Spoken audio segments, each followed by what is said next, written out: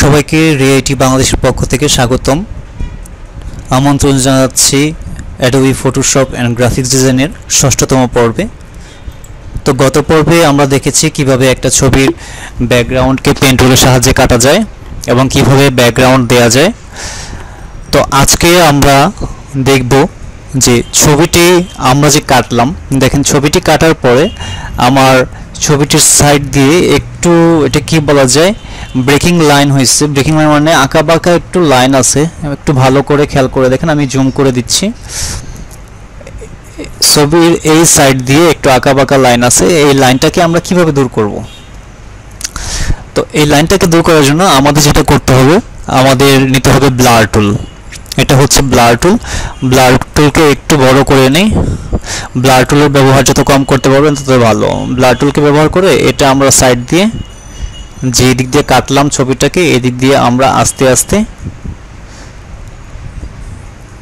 Blur করে দিব।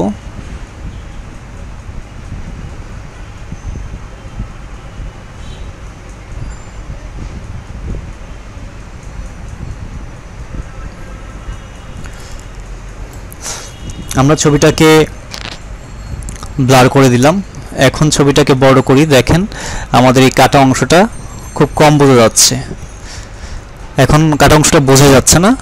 তো এটা হচ্ছে এই ব্রেক লাইনকে, ছবির চারিদিক দিয়ে যে ব্রেক লাইনটা হবে, এই ব্রেক লাইনটা কাটার জন্য আপনাকে ব্লার করতে হবে।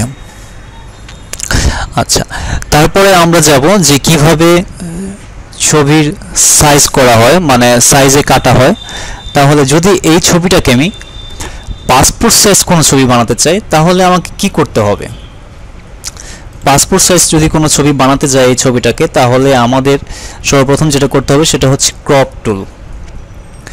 আপনারা দেখেন যে অনেকগুলো টুলের ব্যবহার হচ্ছে, একটু মনোযোগ দিয়ে দেখলে আপনারাও পারবেন।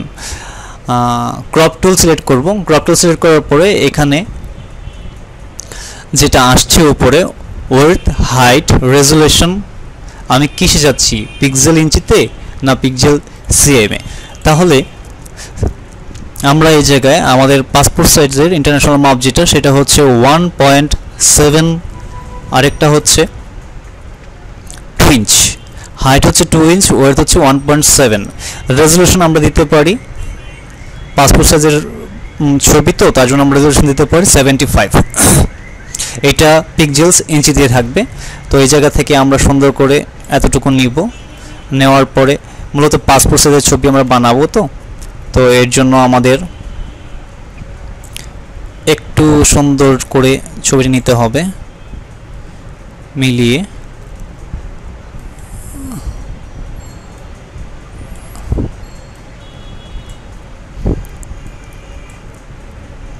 ছবিটা একটু তেজটা, তো এই জন্য একটু প্রবলেম হচ্ছে। তো এটা কোনো সমস্যা না, পাসপোর্ট সাইজের ছবি এরকমের হয়ে থাকে, নো প্রবলেম।